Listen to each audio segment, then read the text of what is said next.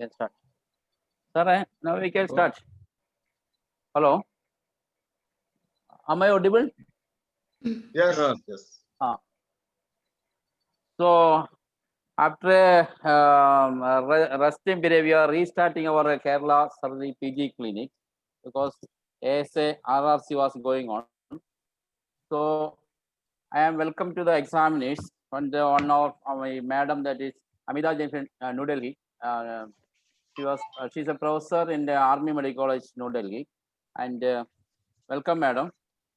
And MB former HOD and of Calicut Medical College, now the principal of Government Medical College Mancheri. And Professor Nusruddin is the unit chief Trivandrum Medical, Government Medical Trivandrum. And Abid Ali, MS Medical College Pendalmana, and welcoming to all the examiners. And Vishnu, who is going to present the case. And our senior faculty, Dan sir and Dayan Daba sir. Dayan Daba sir, the emeritus professor of surgery. We are lucky to have very senior professors, but they are very, very active, especially the field of teaching. Dan sir and Dayan Daba sir.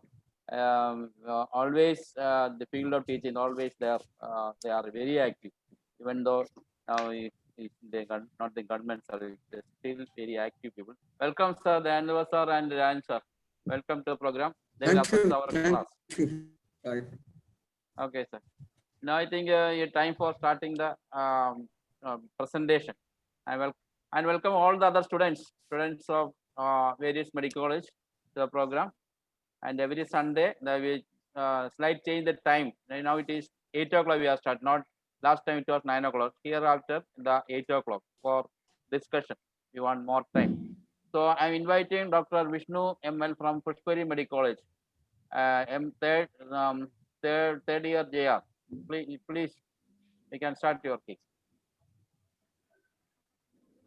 Good evening, teachers. My name is Dr. Vishnu ML. I am the final year postgraduate in General Surgery Department of Pushpagiri Medical College, Tiruvalla. So today I'm presenting a case.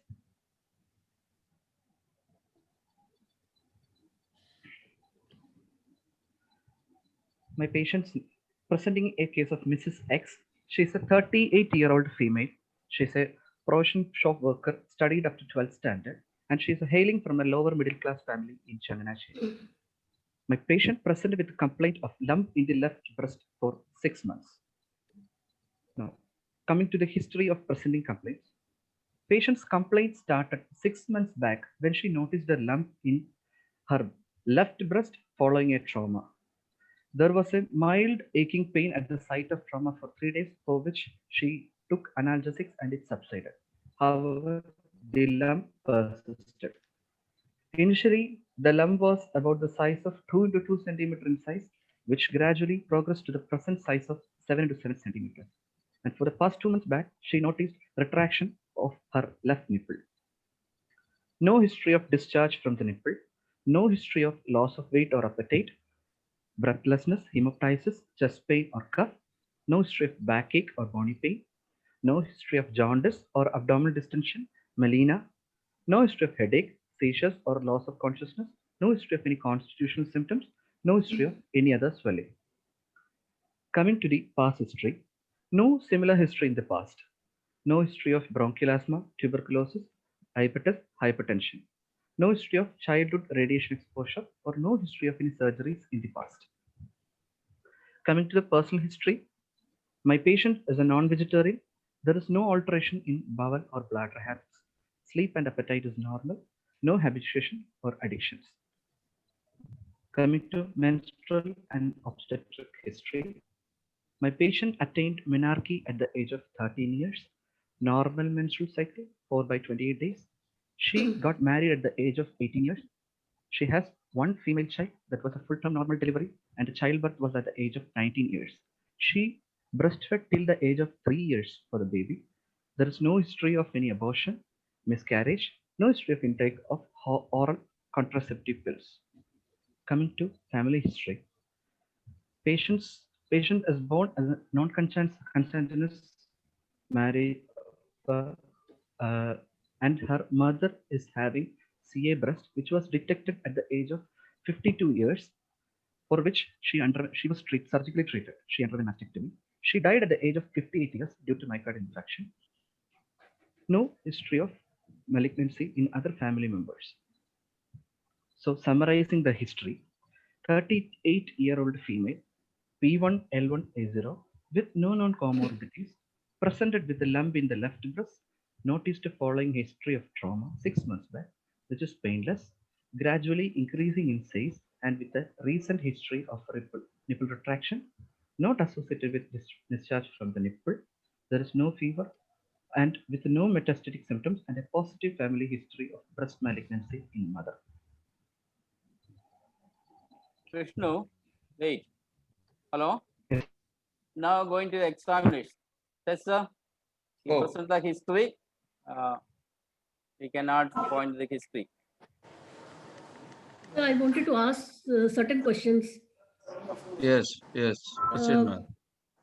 Dr. Vishnu, you have noticed retraction of nipple. So, Yes, ma'am. like the retraction is towards the lump or away from lump? It was towards the lump, madam. The retraction of the nipple was So towards. what does it indicate? It means it means the retraction. If it's Hello, ma'am? malignant, then it will be towards the lump, and if it's benign, then it's normally away Away. from the lump. Away from- Retraction of nipple. So in your case, you have seen it's towards the lump. lump. And secondly, what is the percentage of malignancy under 20? Under What is 20, the madam, incidence of malignancy? madam, under 20, it's around, it's less than 10%, ma'am. Less than, Where? and above, and by the age of 90, what is the percentage incidence of breast malignancy? By the age of 19, ma'am, 90. 90. Percentage is around 40%. It's around 50%. 50. And secondly, in your case, mother also had similar problem. Yes, ma'am. So is it familial or heredity? What do you feel? Ma'am, since there is no mode of inheritance, I feel it is a familial history only, ma'am. Because the first generation is affected. What is the difference between sporadic, familial, and heredity? Ma'am, familial means, ma'am, familial breast cancer means the first degree or second degree relatives is affected, that is mother, sister, or daughters. And if we take, some members are affected, but there is no mode of inheritance in familial history. Whereas in a hereditary breast cancer, there is a mode of inheritance, mainly autosomal dominance like that. And it affects the younger age group. Bilaterality is there. Can you tell us about something about BRCA 1, 2? Ma'am, BRCA1 as the mutation is located. The mutation happens in the chromosome 17, and it is associated with the 50 to 70% risk of contracting breast cancer.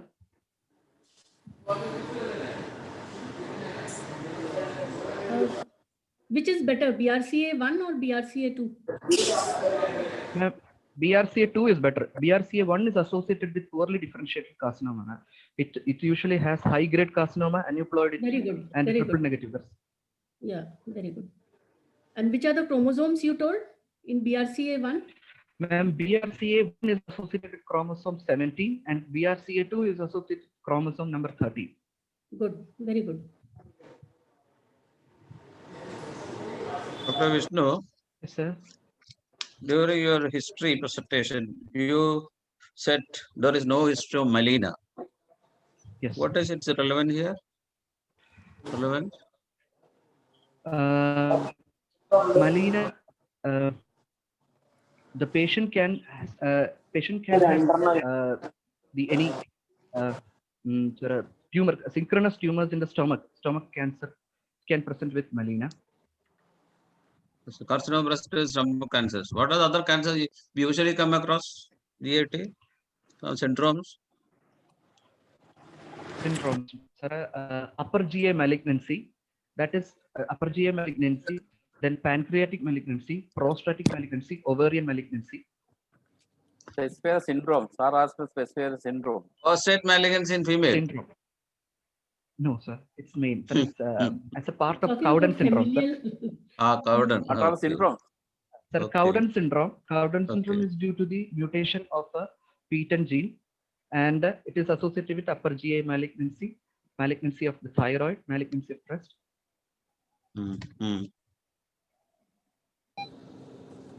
Okay. You proceed. Nasruddin? Nasruddin. Initially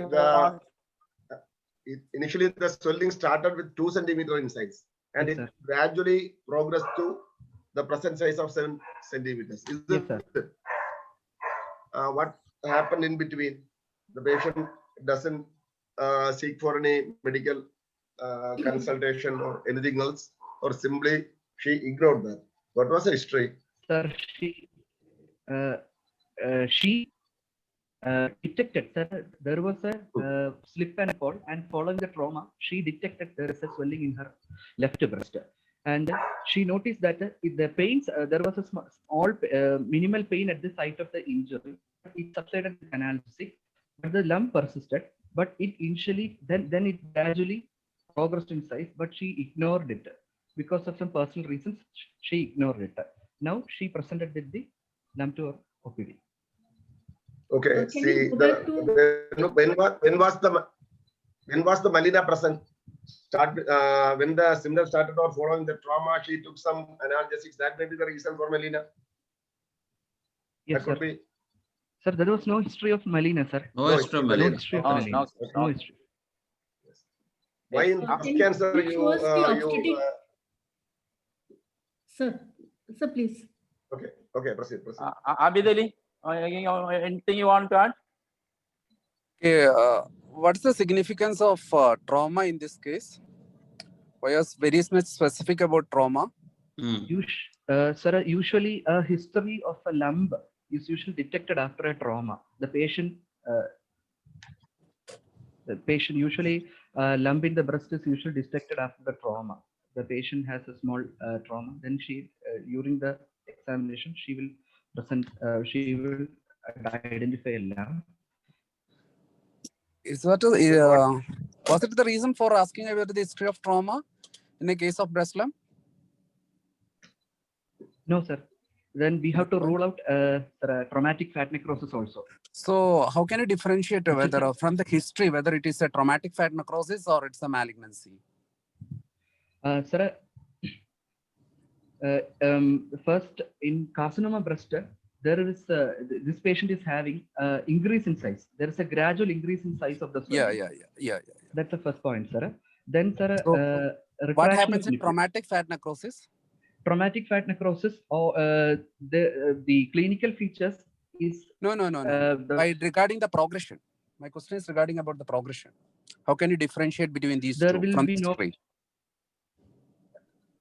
history wise. There will be no increase in the size of the swelling in the case of traumatic fat necrosis. Traumatic fat necrosis usually as the dictum, it will be regression in the size. But in a case of malignancy, there will be progression of the size. This is how you can differentiate whether it is a traumatic necrosis or malignancy from the history. Okay. And if you are suspecting a familial, like as in this case, the mother had history of carcinoma breast. So what are the additional questions that you can ask to this patient in order to rule out any, there is no relation with the familial or hereditary? First, we should ask at the age when the patient had, Okay. Then we had to add as the patient age where the patient had. okay. Then any other family members is having other than that patient any itself? other patient that is to the mother, like her mother had got this thing, CA breast. So one thing you can ask about the age of presentation. Then the next thing is the treatment, sir. Whether the patient it's about died the of breast cancer, bilaterality. Bilateral. and any other malignancies. Okay. Okay, you can proceed to the other further examination. Vishnu. So one more thing I wanted to ask Okay.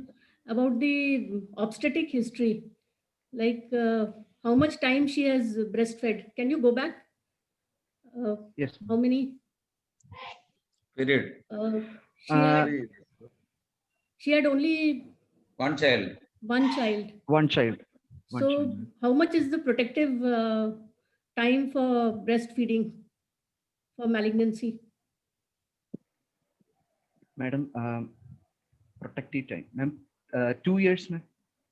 Optimum is 2 years, but cumulative normally with 2 children, 6 months is mandatory. So 1 year cumulative we take optimum. Okay. Okay, so this could be another factor. And any history of no history of abortion. Okay, No, ma'am. okay, okay. So we can proceed with examination. Okay.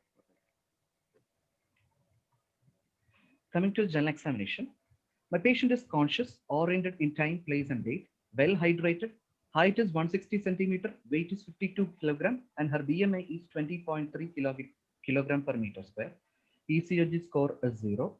No pallor, icterus, clubbing, cyanosis, or edema. Then she's having left axillary lymphadenopathy that I will be dealing with the examination of breast. Her pulse rate is 80 beats per minute. In right radial artery, regular rhythm, normal volume and character. All peripheral pulses bilaterally felt equal. Her BP is 110/80 millimeters of mercury in right arm in sitting position. Respiratory rate is 80 per minute, and her temperature is 98.2 degrees Fahrenheit. Coming to the examination of breast. The patient was adequately exposed from neck up to the waist and examined, maintaining proper privacy in the presence of a female attendant in a well-lit room. On inspection, the patient was examined in sitting, semi-recumbent, and supine position with arms by side, arms raised, and bending forward position. And on local examination inspection, the right breast and axilla is normal. The left breast is slightly larger than the right breast, and the left nipple is at higher level as compared to the right side. There is prominent veins seen on the left breast. There is no visible mass, redness, scar, or sinus, no pudgy orange. Left nipple is retracted circumferentially and pulled towards the lower aspect. There is no cracks, ulcers, fissures, nodules, or spontaneous discharge. Left areola shows an increase of pigmentation compared to the right side. And on raising arms, there is exaggeration of nipple retraction, and the raise of the nipple level of the nipple is also exaggerated. There is puckering of lower quadrant of the left breast approximately 4 centimeters from the areolar margin in 5 o'clock to 7 o'clock position. On leaning forwards, the left breast is falling forwards. Both breasts are falling forwards. Examination of left axilla. There is a swelling just lateral to the anterior axillary fold, approximately 4 into 3 centimeter size, and the surface appears smooth for the swelling is normal. No other swelling visible in axilla. Arm and thorax, no edema of arm, no nodules or ulceration in the skin of chest. Movements of shoulder joint is normal. Bilateral supraclavicular fossa is normal. Coming to palpation, there is no local rise in temperature, no tenderness. There is a single lump in the retroareolar region extending into the lower, outer, and inner quadrant of breast of size 7 into 5 centimeter, ovoid in shape with a nodular surface and well-defined irregular borders. Skin over the swelling is pinchable. The swelling is uniformly hard in consistency, and there is tethering is present at the 6 o'clock position. Swelling is fixed to the breast tissue, pectoral fascia, and muscle. There is no chest wall fixity. Nipple areolar complex. The lump is fixed to the nipple. The nipple is retracted circumferentially and cannot be everted back. No discharge from the nipple on expression. No nodules or ulcerations. Coming to the examination of left axilla, there is a non-tender swelling in the axilla of the central group of size 4 into 3 centimeter in shape, which has a well-defined margins and nodular surface and hard in consistency, and it is non-mobile. The skin over the swelling is pinchable. Another non-tender lymph node above the swelling, above the first axillary swelling of size 2 into 1 centimeter in size with a well-defined margin, hard in consistency and mobile. The skin over the node is pinchable. The right breast and axilla, there is no mass palpable. Both supraclavicular foci are normal, no mass palpable. Coming to the systemic examination, abdomen is soft, non-distended, no hepatomegaly, no mass palpable, no ascites, and bowel sounds are normal. For rectal examination, no intraluminal or extraluminal mass. Respiratory system, no bony tenderness over the ribs. Air entry bilaterally equal. Normal vesicular breath sounds. Central nervous system, no focal neurological deficits. CVS, cardiovascular system, S1, S2 heart normal, no murmur. Skull and spine, there is no bony tenderness. So summarizing, 38-year-old female, P1L1A0 with no known comorbidities, presented with painless progressive lump detected 6 months before following a trauma with a recent history of nipple retraction, no nipple discharge, fever, or any metastatic symptoms, and there is a positive family history of malignancy in mother. On examination, there is hard, non-tender lump of size 7 into 5 centimeter in the retroareolar region, extending into the lower inner and outer quadrants, which is fixed to the breast tissue and pectoralis fascia and muscle, with the tethering and circumferential nipple retraction. There is multiple mated, non-mobile, tender, hard swelling of size 4 into 3 centimeter in the central group, and another non-tender, mobile, hard lymph nodes above it. Opposite breast and axilla is normal, no supraclavicular node, and systemic examination within normal limit. So my diagnosis is 38-year-old lady, P1L1A0 with lump in left breast, most likely carcinoma left breast, staging stage 3A, TNM staging T3, N2, M0. Going to examination.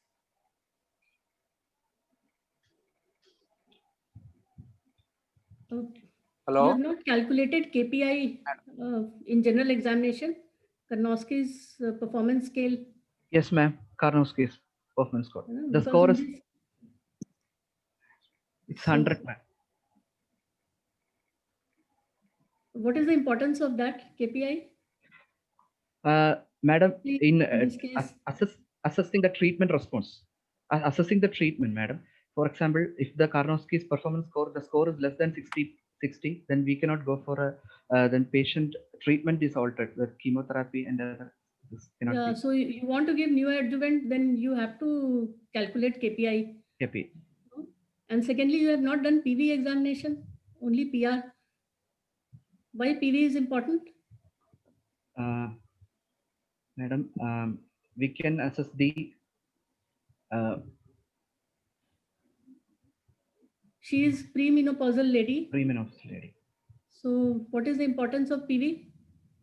Premenopausal. First, we can find out any swellings, madam, pelvic lumps there. Ovary can be assessed, madam. What is Krukenberg's tumor? Krukenberg's tumor is the transcelomic spread of the metastasis of the breast to the raw surface of the ovary surface in a premenopausal lady. And you can get Blummer shelf also. Pelvic And deposit. so you have to do PV and PR both. You cannot miss it in exam at all.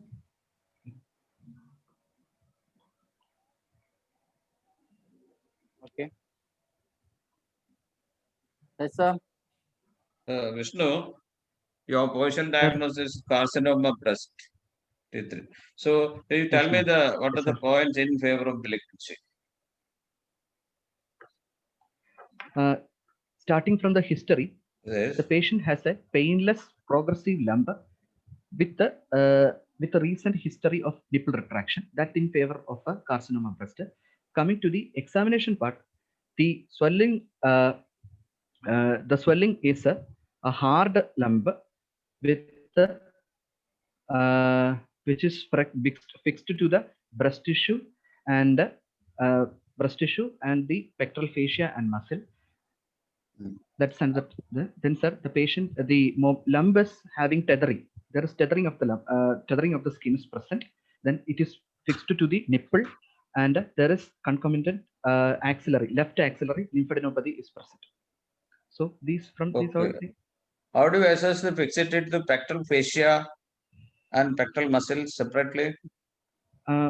Pectoral muscle, sir. For Yes. assessing the fixity to the pectoral muscle, first I will ask the patient to keep the hands over the waist, and just in the relaxing position, I will check the fixity of the lump against the along the fibers of pectoralis major, as well as perpendicular to the axis of the fiber. Then, if it is mobile, then I will just ask the patient to press over the hip waist with the arms with the hand, so that the pectoralis major muscle is taut. That can be assessed by the holding the anterior axillary fold. So okay. there will be restriction of mobility along the fibers of pectoralis major, but there is some mobility around the through the perpendicular to the line fibers. How will you rule out chest wall fixity? Chest of wall fixity, sir, in the inspection itself, if there is fixity to the chest wall, the patient, when when bending forward, sir, the breast will not, the affected side of breast will not fall forward. That is the inspection finding. In palpation, the swelling will not, as such, will not move even on relaxing the pectoralis. Okay. Even otherwise contracting the muscle, the lump will not move over the chest wall. Okay, here only fixed to the muscles, not the chest wall. Okay. And lymph node status, one node is fixed, another one is mobile, two nodes are palpate. Two nodes, sir. The first fixed nodes are matted, sir. Okay. Snodular Internodal fixity, not chest wall fixity. Internodal fixity. Internodal fixity. Okay. No, So no, multiple it's, nodes. sir, it's non-mobile, sir. Non-mobile. That means fixed to chest wall. Non-mobile. Okay, okay. Chest So wall. fixity. So that's it. So these are points in favor of malignancy. There is a hard lump, short duration, associated nipple retraction, then fixated to pectoral muscles with hard lymph nodes. Will you consider any other diagnosis with this finding?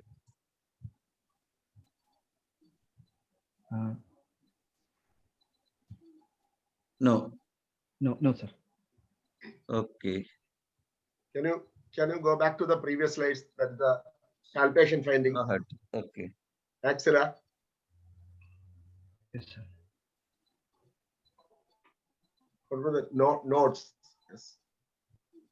There, the nodes are mobile. Sir, One group of two. There is one 4 into 3 centimeter node which is non-mobile, and the another group is mobile. That is 2 into 1 centimeter is mobile. Mobile, sir. So Mobile, you will take it as N2. Anyway, N2, the first group of node is fixed. Is it fixed or non-mobile? What do you mean by non-mobile?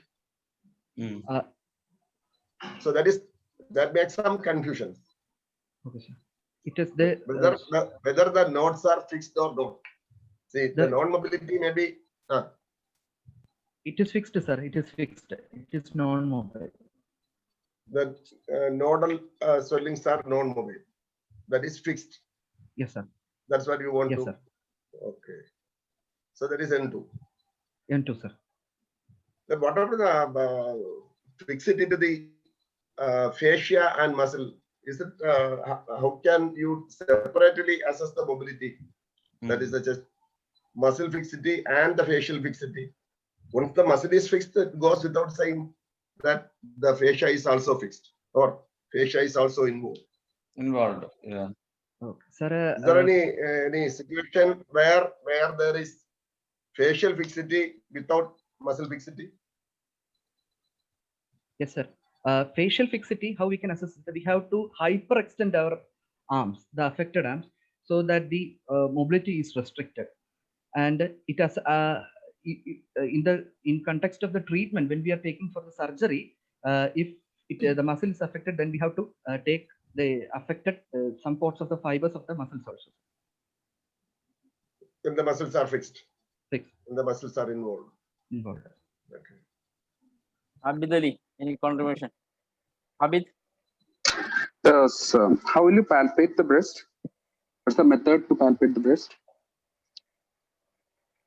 Sir, palpation, sir, starts from the palpation starts from sitting, semi-recumbent, and then to the lying down position. And for palpating the breast, we should use the sir.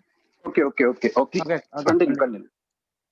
For palpating the breast, we should use the palm, the innermost, the palms of the fingers, not the palm of the flat of the hand, and it should be gently palpated around the in the each quadrant of the breast. What is the clock dial method of palpation of breast? Clock 9 method of palpation means, sir, it should be from gently started from the area in the inner quadrant and then coming to the area of the outer quadrant. No, it is not like that. Okay, it is starting from the 12 o'clock, then goes into 1 o'clock, like that. You have to come back to the 12 o'clock position, and it is with the palm of the 3 fingers. That is the middle, index, and the ring finger, and it is in a circular manner. Okay, from the periphery into the center. Periphery is considered at the 12 at the mid-clavicular line, mid-clavicular part. Okay, from there into the center. This is all. There are 3 methods. One of the method is the clock dial method. The other, as you already mentioned about the as from different quadrants, and there are other methods like vertical strip method also is there for palpation of the breast. Okay. What are the things that you will inspect in arm raise above the head? Arm raised above the head, we will look for, first we will look for the level of the asymmetry, the asymmetry of the breast is exaggerated in the arm raising test. Second, we will look for the level of the nipple areolar complex, whether it is exaggerated or it is retracted towards the area of the tumor. Then, sir, we will look for any puckering or dimpling, which will be more evident in the arm raising. Okay, then. Puckering. Then, sir, the under surface of the breast, sir, inframammary, the lesions which. Very good, very good, very good. Then. Inframammary fold. Then, sir, you can see the axilla also. Okay. Axilla. So any swelling is there in the axilla that you can. So in objectively, like in palpation, how can you make out the level of nipple? Whether it is deviated inwards or upward or outward or downward. How can you make out objectively? Objectively, sir, we can ask the patient to bend forwards, bend little forwards. No. Objectively, not subjectively. In palpation. You take the measurement from the mid sternum into the nipple area and also from the mid clavicular area to the nipple, so that you will get an idea regarding whether there is an inward outward deviation or medial lateral deviation of the nipple. How will you take the measurement of the breast lump? Breast lump, sir, first we have to identify the borders of the breast lump. Then we have to keep 2 measuring scales of the breast or the 2 borders, and we have to ideal method to palpate. Ideal method to because your TNM is basically the clinical, so the T stage is very important. Yes, sir. Sir, the distance between the 2 vertical. That is ideally, by the clinically, you have to examine. You have to measure the breast lump with a vernier caliper. Okay, that is the ideal to take the measurement of the breast. And what are the things you will examine in the breast abdomen in a case of breast lump, other than liver and ascites and ovary, Krukenberg tumor? Any other things other than this? Sir, we have to look for umbilicus for any system. Very good. What's the mode of spread to the umbilicus?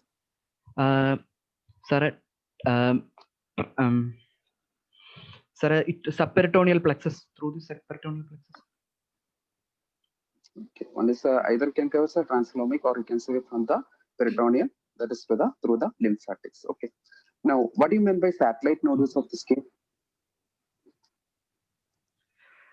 They are isolated tumor deposits in the Now, skin. how can you clinically say that there is a skin skin nodule clinically? Clinically, that is fixed to the skin, sir. Fixed to the skin, and it cannot. No. Entirely, these two entities are entirely different. So it is the skin nodule is because of the retrograde lymphatic permeation of the tumor cells, and it is 4 centimeter from the main primary tumor. Okay, sir. Okay, Vishnu, Sir, what is the significant examination of cestual fixity and pectoral fixity? the significance, sir. Ah. Pectoral fixity does not alter the staging, whereas chest wall fixity will alter the staging, sir. You mentioned about some discharge nipple. What is spontaneous discharge? Sir, there is no discharge from the. No, there is no Spontaneous discharge, discharge. benign or pathologic discharge? You mentioned any Sir, spontaneous. you mentioned- spontaneous. No, sir. No, there is no spontaneous discharge. No, sir. What is spontaneous discharge? Spontaneous discharge is usually pathological, and we should look for any underlying breast malignancy. So usually malignant. And in the abdomen examination, one more thing. One is cucumber tumor. Other primary ovarian tumor also very important. Look for the primary ovarian tumor, cucumber tumor, ascites, as well liver. That is the examination the abdomen. Yeah. And why you are examining the patient in the supine position? You mentioned other sitting. And why you are examining the supine position? What is the significance? Supine. Supine position, sir. When the patient, the lateral quadrants are well palpated, the dense area, the breast lesion can be palpated well against the chest wall. So it will be in the sitting, in the recumbent position. Not only that, you can miss the lump in the inframammary fold. So it always lie down also. While palpate on you palpate the breast lower part. Inframammary fold can, especially in a obese lady. And that is the importance of examination the supine position. And what is the difference between the tethering and the skin infiltration? Sir, tethering means that is the involvement of the Astley-Cooper's ligament. Oh. Whereas, and there will be, as a part of the skin will be pulled inwards. But however, the skin can be moved from the lump. Whereas in skin fixity, the skin is not fixed and cannot be moved over the swelling. Okay. What are the lymph nodes you palpate from the behind the patient? From behind, we should palpate for the subscapular or posterior group of lymph nodes, as well as the infraclavicular and supraclavicular lymph nodes. Okay. Very good. Yes. Vishnu, regarding the skin involvement, what are the criteria by which you will assess the skin involvement? See, we discussed about the skin nodules and other things. When will you say that the tumor is involving the skin or infiltrating the skin? Sir, there should be ulceration. Yes. There has to be satellite nodules, and there has to be pudgy orange or edema of the skin. Ulceration or even fungation, pudgy orange and skin nodules. Okay. So tethering cannot be considered as skin involvement. What is the commonest site for malignancy? Sir, madam, upper outer quadrant, 60%. Is this the common site? Yes, sir. In this Yes, case? this case, it is not common. In my case, the tumor is arising from involving the retroareolar region into the lower outer and lower inner quadrant. So which node you feel will be involved more in this case? There can be involvement of axillary as well as internal. Because it is extending into the inner quadrant, there can be involvement of internal mammary also, madam. But I am... Internal mammary, and can it go to contralateral side of the lymph node? Yes, ma'am. It can go through the contralateral.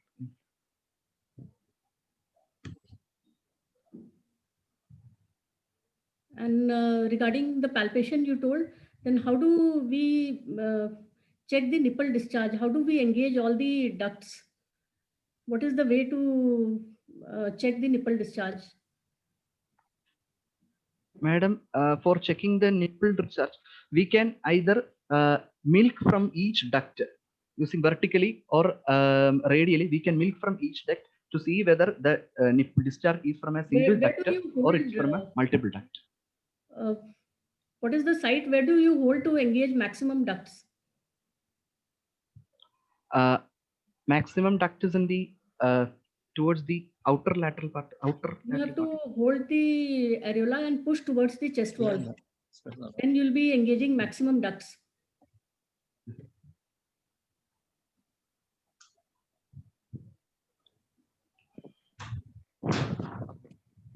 Anything you want? Examination? Examination? Examination part is over. Okay. Then we'll go for the management. How will you manage this case? Yes, sir. Yes. So how will you proceed, Vishnu?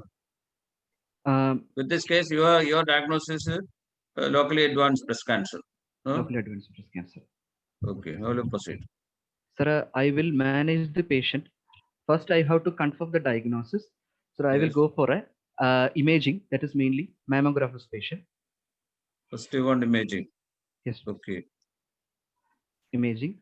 Then after imaging, I will go for a true cut biopsy from the a corneal biopsy from the lump. What all thing you look for in the imaging, mammography? Mammography actually, since this clinically it is malignancy. First, I want to do a mammography to rule out a lesion in the contralateral breast. Then, sir, I will look for any then any other multifocal or any other lesion, that is in transit lesion or in situ lesions elsewhere in the breast also, in the affected breast also. She's a young lady, so you don't want to do ultrasound sonomammography? Or you want to do directly mammography? Madam, contralateral breast. We can do a Sonomammography is USG. ideal. Okay. Sonomammography. Okay.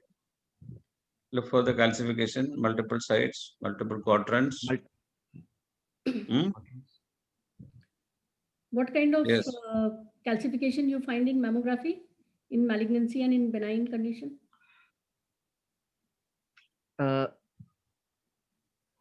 In malignancy, usually we see microcalcification. What is the size of calcification? When do we call it micro? It's less than 0.5. Yeah, less than 0.5 mm. 0.5. And what else? What other findings? Findings in madam? In mammography? We can see the usually suspicious finding includes architectural distortion of the breast, then spiculations, then irregular margins, microcalcification, and we can also look for the nodes. And also skin thickening of the skin also can be identified. Okay. Do you expect any disparity in size after doing a mammogram? And if so, what is the basis? So clinically, you palpated a swelling of 7 centimeter in size, but the sonologist or the radiologist reported us it is 3 centimeter. Do you agree? Sir, it can be due to the desmoplastic reaction. Okay, then anything else? Possible. Okay.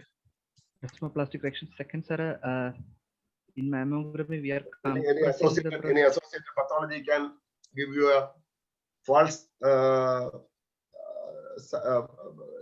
You can palpate the swelling larger than the usual or normal size of the malignancy, or the what is the reason for that? Any associated pathology, any benign associated pathology surrounding the breast tissue? In situ lesions, sir. In situ lesions in the No, it is not any other benign conditions which surrounds the malignancy. That is quite possible, and quite often we are getting such cases also. On palpation, we will get a locally advanced or the tumor more than 5 centimeter, but on zonology or even mammography, we will get the radiologist will report to us the swelling is only 3 centimeter. That is the malignant swelling is only 3 centimeter. Vishnu, any complication the mammogram? A few complications. Mammogram, Complication. uh, At least complication, mammogram. pain, sir. The pain, the swelling will be, Oh. there will be pain. Pain. Then sometimes there can be hemorrhage, sir. Hemorrhage Yes, during that the is the compression. main complaint by the patient, pain and hemorrhage. That is the main. What is the difference in the density and a mass in a mammogram? Sir, density. What is the difference in a density and a mass in a mammogram? The mass, sir, the density in a mammogram that will be attenuated by, that is will be less attenuated by the fat present in the stromal tissue, whereas a mass, it is uniformly either uniformly dense, hypoechoic or hyperechoic. The mass is three-dimensional. This did not change with the different view. The density will change. The other view you need not see the density. That is the difference with the mass and density. Okay. What is the reason for this calcification? Sir, dystrophic calcification. It is dystrophic type of calcification. It is dystrophic calcification. Okay. Yes, agreed.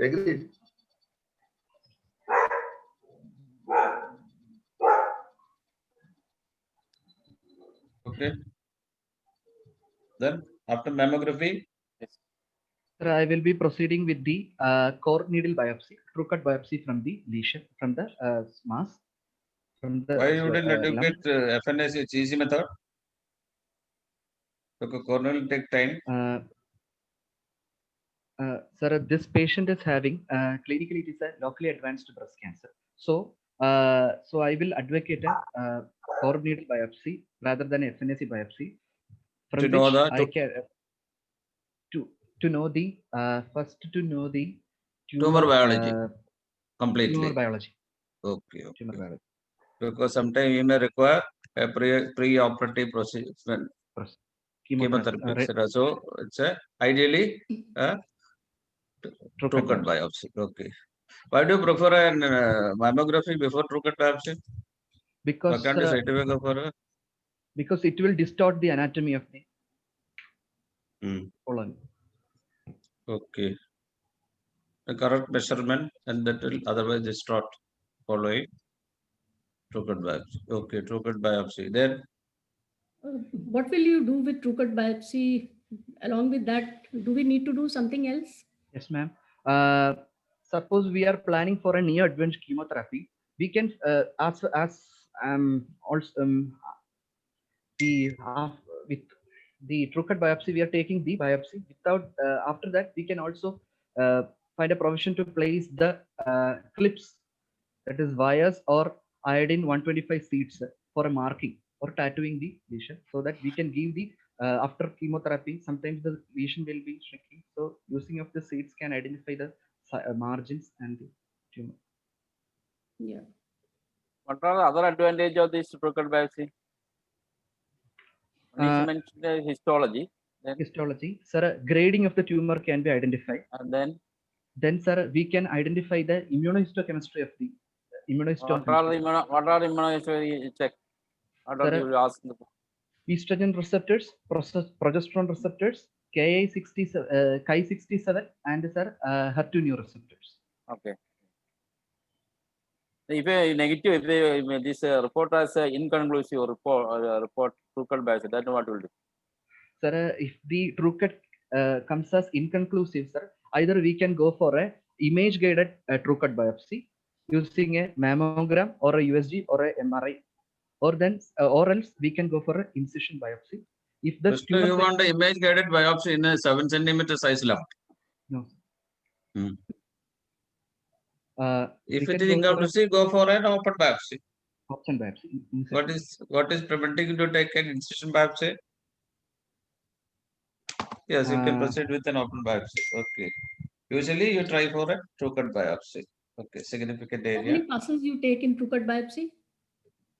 5. 5 to 6, yeah. What are the precautions we take before by putting the incision?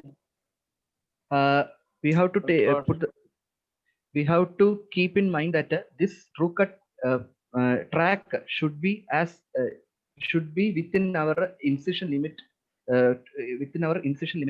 If we are going for a radical for a mastectomy, so it should be. Will you use a cautery for the incision biopsy? Any contraindication using diathermy?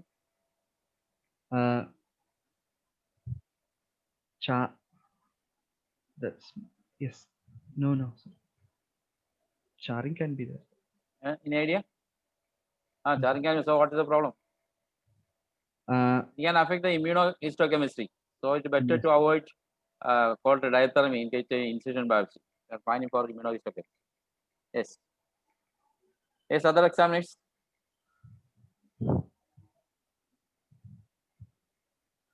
So for the 7 centimeter size, the first true cut biopsy is negative. Will you try again Yes, sir. I will try again, sir. with guided or blind? Sir, with guided, sir. Or guided ultrasound guided? Sir, ultrasound or mammogram. Zero. Ultrasound guided. I think it is better to repeat the true cut 1 or 2 times. If the results are we are able to get the results within 1 week, and usually it happens is that the patient after the second or third one, the patient will lose to follow up, and ultimately the patient will present with fungating lesion. So it's Some better other to- center. Yeah. Okay. Yes, Abidali. Any other investigation theory? Is there is any role for MRI in this patient? Sir, MRI is usually MRI is usually done for a pregnant. This is the premenopausal age group. The real not doing. So you mean to say that biopsy cannot be done in a pregnant lady? So No, that's sir. why you are going for an imaging, MR mammo. No. What is in your mind? Usually MRI is indicated in a locally advanced, usually indicated for a T0N1 lesion, or for to differentiate between a scar or recurrence following a breast conservation therapy, then for a multicentricity or multifocality, then for breast with implants, and also for those for a BRCA1 or BRCA2 mutation. These are the indications for MRI. Question here is, will you go for MR imaging in this case? Will you go for MR imaging in this case? Is there an indication per se?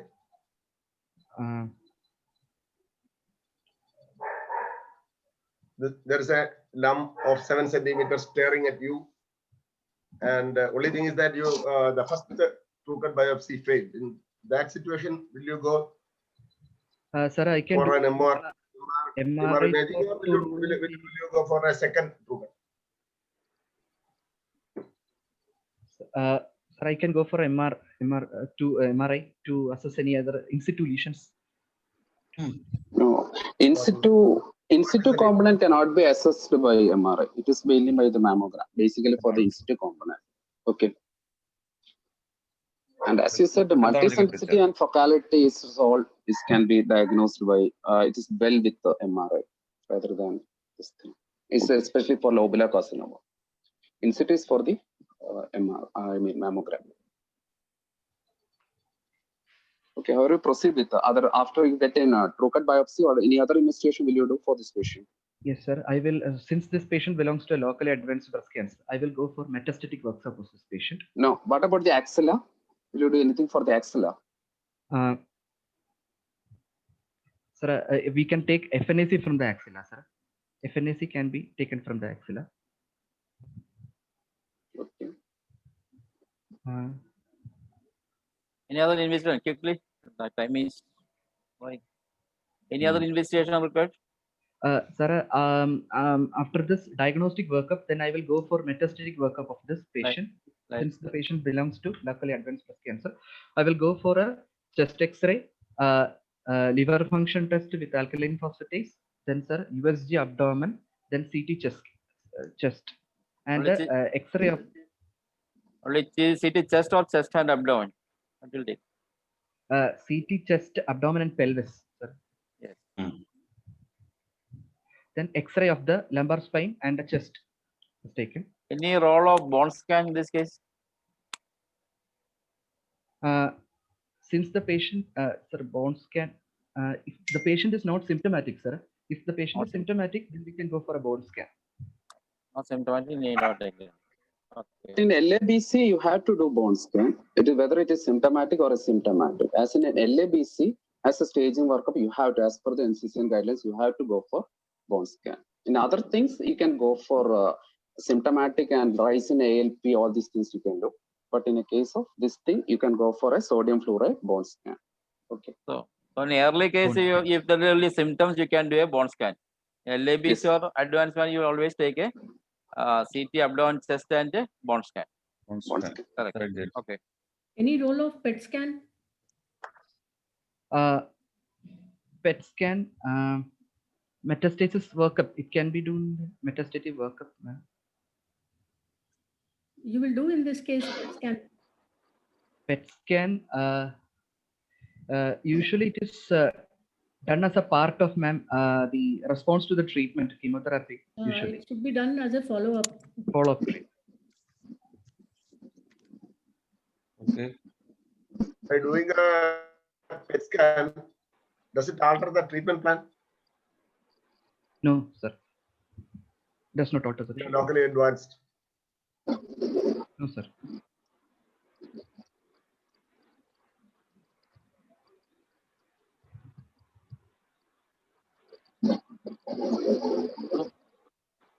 Vishnu, Sir, your case LABC is a operable LABC or inoperable LABC after the investigation? Since the nodal stage is N2, that's clinic, it is fixed node. So my patient is inoperable. The lesion is an inoperable because of the fixed lymph node. So inoperable LABC. So LAB. So that is T3 N2 M0 is inoperable. Locally advanced. Okay.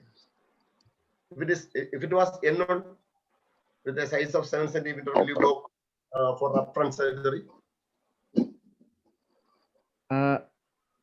Sir, we can go for a surgery initially, but the problem is that, sir, we will not get any tissue for the assessment of the chemosensitivity, in vivo chemosensitivity. But it can be possible, sir. First surgery followed by Question is, with the 7 centimeter lump, with the N1 node, will you go for upfront surgery? Surgery, that is the question. That's the question. upfront surgery. That is surgery, primary surgery. So no, sir. I will go for a preoperative neoadjuvant chemotherapy. You had Okay. already Since told it is us a that large you will lump. start neoadjuvant chemotherapy. It's a large lump, so it's Large lump. better to go. Okay. So your plan is? Neoadjuvant chemotherapy. Then What chemotherapy you will get? usually we'll give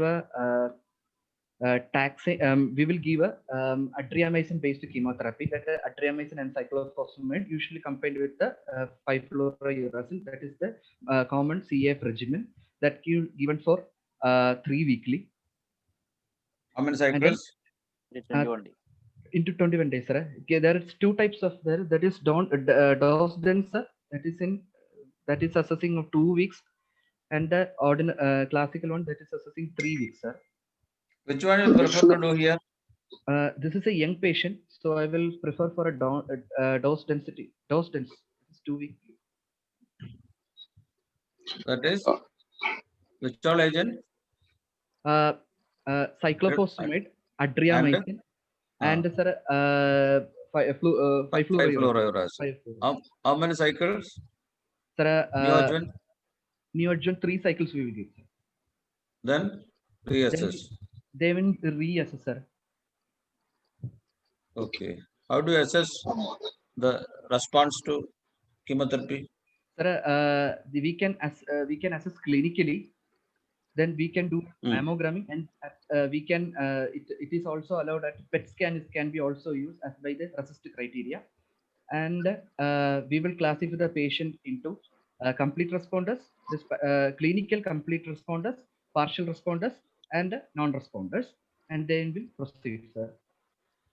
When you say complete clinical responder, As per the new guidelines, sir, a complete responder means there is after the chemotherapy, neoadjuvant chemotherapy, there has to be no tumor tissue as well as axillary node. complete disappearance. Complete disappearance of axillary node as well as the primary tumor. Partial responder, Sir, 75 to 50% reduction in the tumor size, partial responder, and less than 50% is non-responders. circumferential reduction or aerial reduction, radial reduction.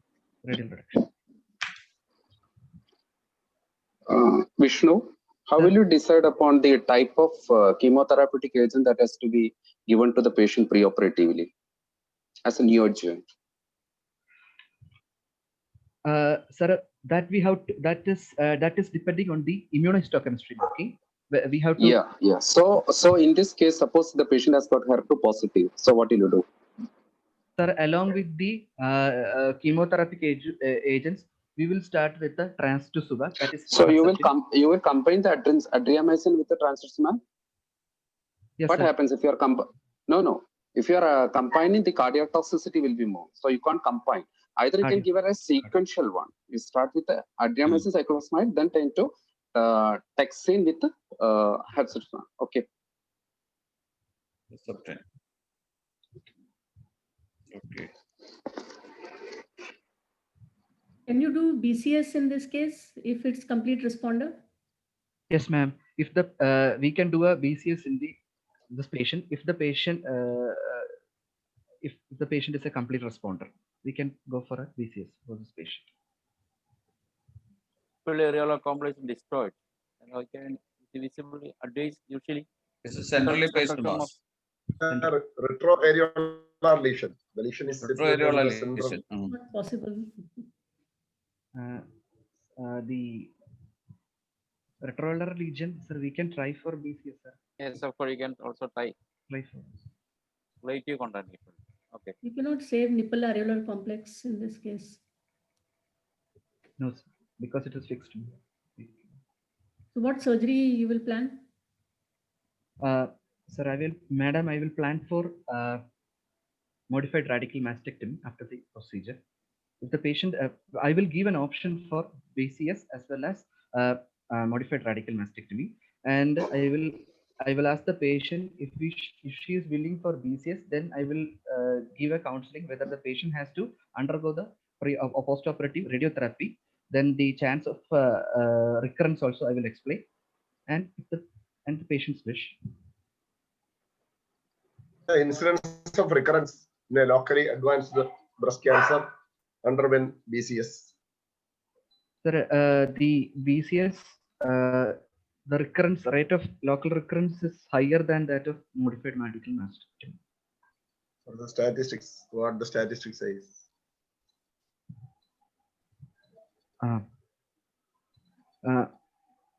Sir, in a early breast cancer, BCS and there is no survival. There is difference in survival rate in compared to BCS. Survival and disease-free interval is not altered, whatever be the primary treatment. But here the question is, in an advanced or locally advanced cancer, so there is a risk of local recurrence compared to the early breast cancer. So what is that? The statistical incidence. Anyway, you have to counsel the patient that need for a second surgery or a MRM if the BCS fails. Isn't it? Yes, sir. Will you give a counseling, or while taking the consent, we have to remain the patient and the relatives. So there is a possibility or the chance of another surgery if there is a recurrence. Sir. Or in that recurrence also, you will proceed with re-excision. Yes, sir. Sir, during the procedure itself, sir, we can go for some alterations, such as if we are thinking that there is a we are going into a margin positive, then we can go for a cavity shaves Okay. or a in-table frozen section. Hold on, sir.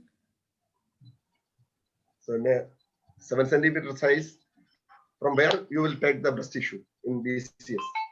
Which part of the breast? How do you know that this was the area of the breast which was affected by the malignancy? That is that can be sir, preoperative, sir. Before chemotherapy itself, we have to clip the area. We can clip or tattoo the area with the J-wire localization, or either by the iodine 125 seeds, so that after your chemotherapy, we can identify the tumor area by this presence of the seeds or tattoo. So have you done on this tattooing? No, sir. Have you witnessed, or have you done, or have you seen? No, sir. What is the material used for tattooing? Tattooing. What is it used, or Sir, iodine 125. That is really. iodine 125? Okay, but what is the easily available on that we usually do in our clinical practice? Methylene blue. Easiest method. Methylene blue or Indian. Okay. Indian is preferred because it will stay longer.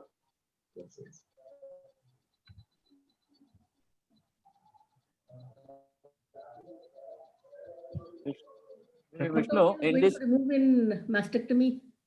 Madam? What all you are going to remove and what all you are going to save? in modified radical mastectomy. Modified radical mastectomy means the removal of the entire breast. wow. Here, what is the incision you put? What type of incision? Elliptical incision, or otherwise called as modified Schwartz incision.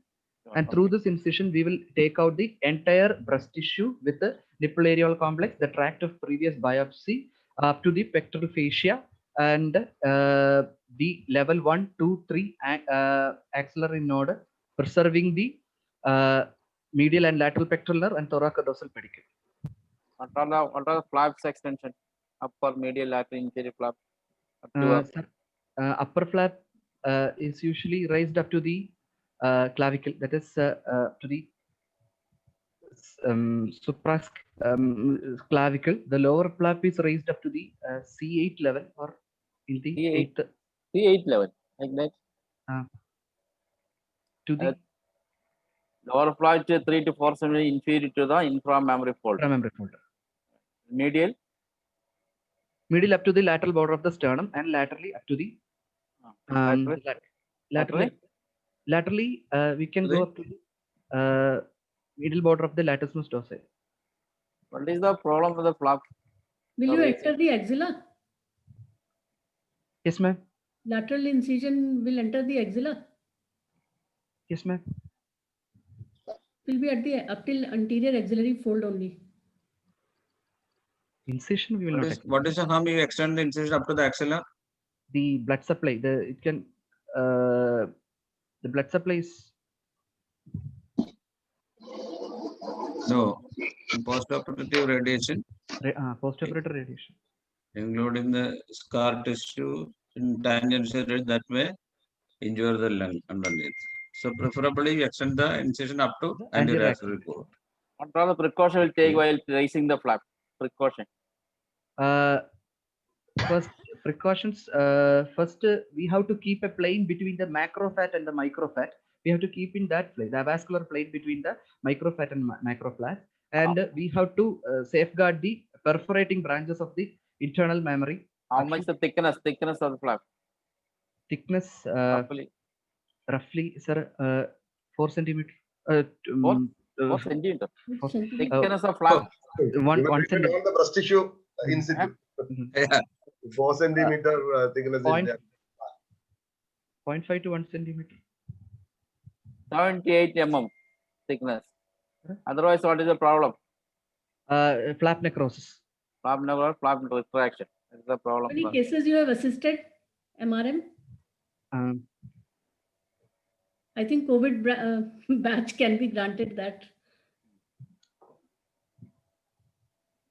Okay. What are the, madam asked, what are the important structure you preserve in the axilla? What are nerves? nerves, we preserve the long thoracic nerve of Bell. Then we will preserve the thoracodorsal nerve and the the upper and lower intercostal brachial nerve can be preserved. Intercostal brachial nerve. What is the lymph nodes that level? Which level lymph node you will see? Intercostal brachial nerves, the central and the pectoral Level. Which level? level 3. Intercostal brachial nerve. The level. Level 3 means above the pectoralis. Level 1. Level 1. Ah, Level level 1. 2. Level So what is the problem for a division of the intercostal brachial nerve? the intercostal brachial nerve, the division will cause the blunt sensation, or the sensation will be lost in the medial medial aspect of the upper arm and the upper axle. Sensory loss. Any other two more nerves you have to preserve? What are they? Thoracodorsal nerve and the lateral thoracic nerve of the bell. Long thoracic nerve of the bell. Any other two more nerves? Medial and lateral pectoral nerves. Medial pectoral nerve is it medial or lateral? Lateral. Why it is called the medial pectoral?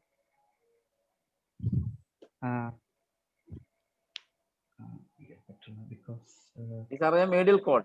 Lateral pectoral is one of lateral cord. medial. That is why. Arises from the medial cord, lateral cord. Yes. Okay. What condition you remove the this pectoralis minor? Why you are removing some LABC? You are removing Pectoralis major. minor. To assess the level 3, that is apical nodes. What is that procedure known as? Removing means patties. Patties modified reticulum. You just division and keeping there. What is it? That is Ashen close. No. Actually, you are not Close dividing. now. Scan loans. Okay. What is the level 3 dissection lymph node? What is the medial level? Up to where you will go? Medial Level level 3. Medial level. Medial, we will go up to the Up to- costoclavicular ligament, that is Halstead's ligament. Okay. That's, yes. Right. After the surgery, then what you will do? You will lap the axial dissection, mastectomy is over. Then how will you close the axilla? Close the. Sir, we will close. Any drain will keep. Or not? We will keep the drain, sir. 2 drains. Where- One will be just Where will keep the axial drain? actually over the axilla. In the Or the axilla is the exact place. The anatomical position. Where will place we will axial place. drain? We will place lateral to the anterior axillary fold, and one will be. It is 2 centimeters below the axial answer. That is a classical description. You can put anywhere, but this is the ideal drain should be. Other is in the test one. Post-operative, what advice you give to the patient after surgery? Postoperatively, there can be seroma formation. And postoperatively, first we have to keep that. We have to tell the patient that no cannulation or injection has to be done on the affected upper limb. Limb. That means corresponding upper limb, to avoid a lymphedema. Then we should ask the patient to have a small bowel exercise or soft bowel exercise for a proper lymphatic drainage. Then a chance of seroma formation can has to be It's only for lymphatic drainage or something else. The shoulder movement exercise. to avoid the costochondral. No what? Not fixed. That's not. Exactly. Okay. Any role of Halsted arm in this case? Halsted surgery. Halsted surgery means a radical procedure. There is What is Halsted surgery? Halsted radical Halsted mastectomy. radical mastectomy means removal of entire breast tissue with the skin, nipple areolar complex, including the pectoral fascia, pectoralis major muscle, the pectoralis major muscle, minor, and the all level 1, 2, 3 lymph nodes. Axillary lymph nodes. Correct. And large amount of the skin. So how will you cover this skin in the raw area? Raw area, either we can go for a usually we can do for a rotational flap or a local flap can be Name the flap. Simply name it. sir, latissimus dorsi flap base myocutaneous flap, then sir transverse rectus abdominis tram flap. Then we can also go for a skin grafting also, but the problem is radiation is a contribution. Yes. Yes, sir. Okay. During surgery, it is noticed that some residual nodes are fixed to the axillary vein. That's in the level 2 nodes. Because clinically, preoperatively it was fixed nodes. That is N2 nodes. So how will you how will you perform surgery, or what will you do at that stage? Some residual nodes, say for example, 2 centimeter nodes, it is fixed to the axillary vein. So usually we will not go for a removal of that nodes because of heavy chance of a lymphedema and injury to the axillary vein. So that will be tackled by the post-operative. That can be tackled by the post-operative chemotherapy as well as the radiotherapy. Anyway, that node is already choked with the malignant cells, and there is no need. Still, there is a chance of lymphedema, even if you doesn't remove that. How many? So when will you remove the When you do any heroism that stage, resecting the Resection of axillary vein, and vein? is there any need for that? Sir? Do you think that the resection of the Is there a that need part for of the axillary involved vein axillary resection and anastomosis? No, sir. is it necessary? No, sir. Ideally, how many number of nodes should be removed? A minimum 10 number of lymph nodes is to be removed for. So 10 is enough. How many number of lymph nodes are there in the axilla? Total 25 lymph nodes. 25. That is level 1 10 to 14. Then level 2 5 to 8, and level 3 3 to 5. So minimum 10 One nodes more are question. One more question. What is toilet mastectomy? Toilet mastectomy is done. It's a type of simple mastectomy which is done to avoid the funcation. It's to relieve the funcation and to symptomatic relief. Whereas we will remove the breast along with the tumor tissue. Okay. And Cesar, I think the time is out. You can conclude. So let me ask you one question. Follow-up period, after giving all the modalities of treatment, patient came with the recurrence. Yes, sir. Where in chest wall recurrence, where it's difficult to remove, what treatment you will adequate? Sir, post-operative recurrence, I will just go for a recurrence. That can be dealt with, sir. Radiation, sir.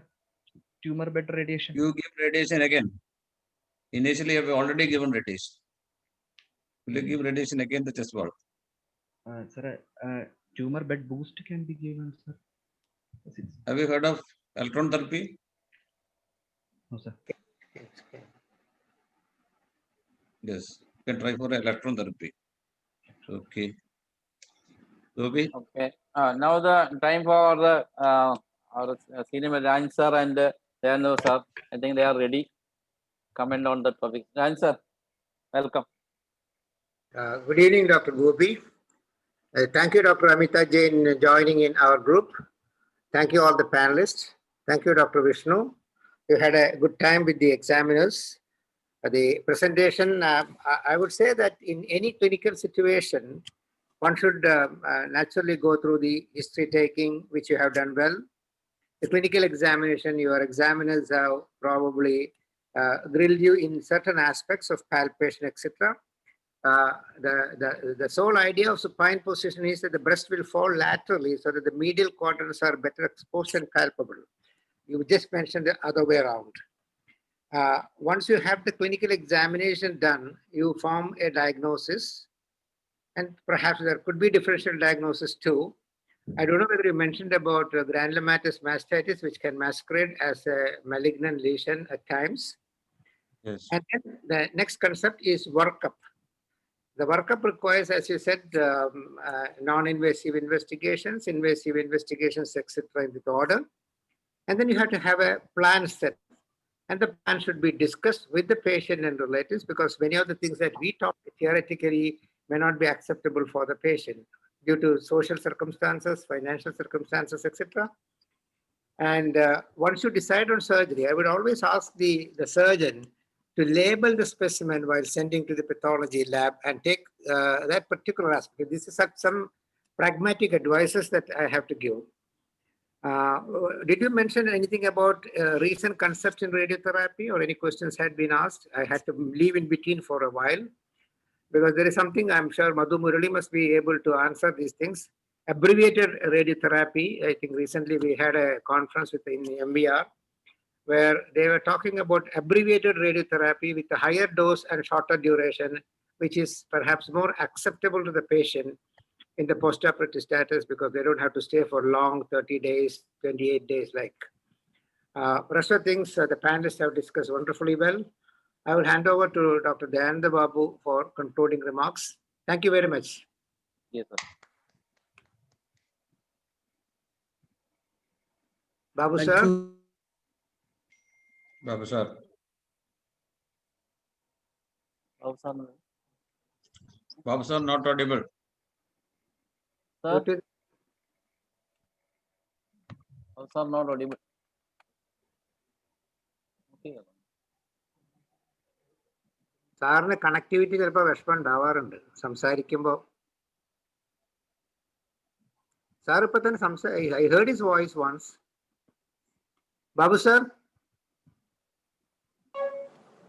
Madhu Murali is there? Invalid. Madhu Murali. Good evening. Madhu is Comment. Okay. Comment about the radiation. Rajan sir asked. Yeah. As Rajan sir rightly mentioned, am I audible, sir? Yes, Sure, sir, sure. audible. Yeah, I think we are completely moved over from the conventional radiation to hyperfractionation.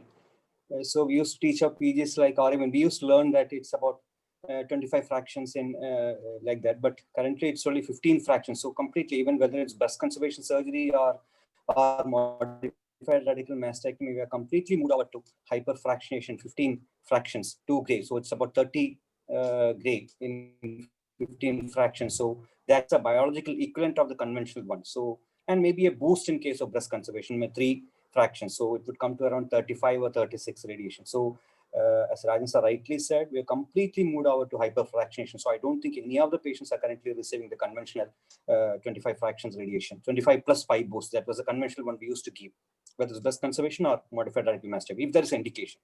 So as Rajan sir said, hyperfractionation is the standard practice. So I think we also should teach our postgraduates that it is hyperfractionation. The conventional is completely out. In my center, I don't think any patient over the last 1 year has received the conventional radiation. We're completely moved out to hyperfraction. That's regarding the hyperfractionation.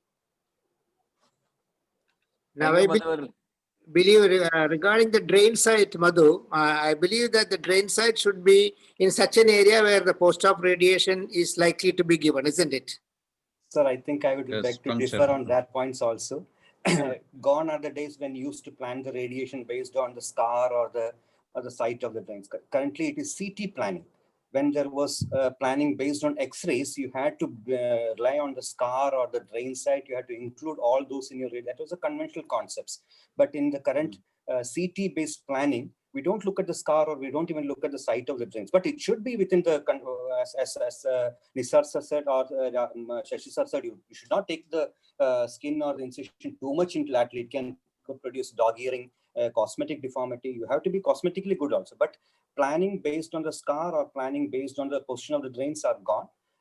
It is CT planning. You look at the chest wall and the thickness of the chest wall and then plan the radiation. But as Shashi sir and Nisar sir mentioned, your scar should be cosmetically acceptable. Drain also should be conveniently or cosmetically placed. You can't have a scar and the drain placed way back in the axle, which can be inconvenient. So for the sake of cosmesis, convenience, the scar and the drains are very important. But for the planning of radiation, I don't think radiation is being planned based on the scar. It is based on the CT planning. Thank you, Am I Madhumali. clear, sir? Thank you very much for Thank new information. And Dayanand Bosa? Dayanand Bosa? I think Babu sir not here. Just വെച്ച് നോക്കണം. Babu sir, ne കാണാനില്ലല്ലോ. സാറെ കാണുന്നില്ല. Probably has left. Sound കേട്ടു. Connectivity പോയതായിരിക്കും, sir കാണാനില്ല. ഒരു second ചോദിക്കും. ഓക്കെ, ഒരു second.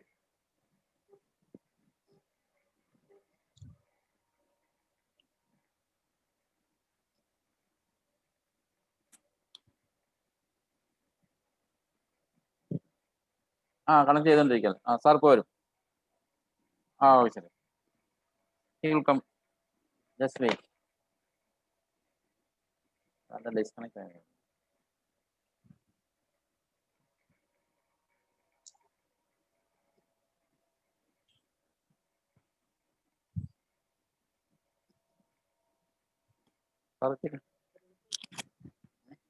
So, am I audible? Audible, but not the video sir, please. your audio video is not there. Okay, Okay. So, okay. I wanted to tell that that you should mention bone scan in all cases of LABC. Second point which I wanted to tell was that you mentioned elliptical incision. You should always mention elliptical transverse incision. Transfers. Because we usually oncologists favor elliptical transverse incision. Then in your anterior chemotherapy, you said 5FU. Nowadays, we don't use 5FU based regimes. Even the latest Bailey says there is no role for CMF regime in carcinoma breast. So you should mention only AC followed by taxanes. But before mentioning AC, you should say that you will send the patient for a cardiology evaluation, especially echo. That is very important because without sending the patient for echo, you cannot send for Adria-based, Basin-based regime. So also the taxanes, they are also cardiotoxic. That's the reason why you don't give AC with taxanes. You give AC first, followed by taxanes. What are the bad prognostic factors, Vishnu? Bad prognostic factors are first is the high grade of the tumor, that is tumor grade 3. Then, sir, triple negative breast cancer. What grading is used? What grading is used? Elson-Elston and scar modified Bloom-Richard scar. Yeah. Okay. So grade is one. What are the other bad prognostic factors? Suppose you say most important single prognostic factor. Most important node positivity. Node positivity plus Node. what are the other bad prognostic factors? Sir, triple negative breast cancer. Triple negativity. That is ER. Yeah, very good. Then what are the other? Sir, then aneuploidy. Yeah. Other factors important. What about age? Age. Sir, younger age is associated with aggravate. Younger means what age? Cut off. Less than 45 years, sir. 35 years. Less than 35. Less than 35. Yeah. Okay. Any other bad prognostic factor? What about in situ components? Sir, Extensive in situ. extensive in situ component, that is more than 25% is associated with the Extensive. Yeah. Oh, yes. So many bad factors, bad prognostic factors are there. What is this genomic profile? Genomic profile, sir. Genomic profile is a microarray method or gene profiling by identification of the molecular factors, mainly estrogen receptors, progesterone receptors, and HER2, epidermal growth receptors. What are the types? What Sir, is luminal? What is luminal B? Luminal A means, sir, there is positivity for luminal A means estrogen receptors, progesterone receptor is positive, and the Ki67 level is less than 10%. That is very low. Ki67 is associated with a good prognosis. Yeah. Luminal B means that is ERS, estrogen receptors are positive, progesterone receptor may be positive, may be negative, and Ki, the mitotic index, is very high. Now, luminal B is again divided on the concept of HER2 positivity and HER2 negativity. Then other is, sir, HER2 enriched type and triple negative and basal like. So what is triple negative? What is the importance of triple negative? Sir, a triple negative associated with a very bad prognosis, and it is very high grade and poorly differentiated tumors. Right. So what is the role of hormone therapy? Hormone therapy, sir. Hormone therapy is mainly planned by assessing the estrogen receptors, progesterone, estrogen receptors, and the estrogen receptors. And it can tackle the. It is associated that there is reduction in the incidence of carcinoma in the contralateral breast associated with the hormone therapy, as well as the decrease. Which hormone you will give? Which hormone? How long? Sir, usually we give sir, tamoxifen, which is a selective estrogen receptor modulators, which is given as the dose of 20 to 40 milligram per day for 10 years. No, 40 milligram is too much. It's only 20 milligram for how long? Sir, How long? 10 years, sir, 10 years. 10 years. Okay. So suppose the patient is postmenopausal. Postmenopausal, sir, the patient postmenopausal, the patient can receive tamoxifen or tamoxifen plus aromatase inhibitors can also be given for 5 years. What is the ideal? Ideal is aromatase inhibitor, sir. Which inhibitor? Sir, aromatase inhibitor is it's a non-competitive reversible inhibitor. There are two drugs. Which one you will favor? Name of the drug. Letrozole or anastrozole? Sir, we will give letrozole. What is the dose? 2.5 milligram OD. Okay, 2.5 milligram. Okay, right.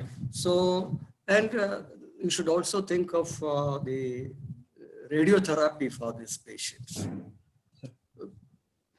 You should mention about radiotherapy also for your patient, yes, isn't it? Okay. Okay, so I think you did well, and I should also thank the examiners for wonderful assessments of the candidates.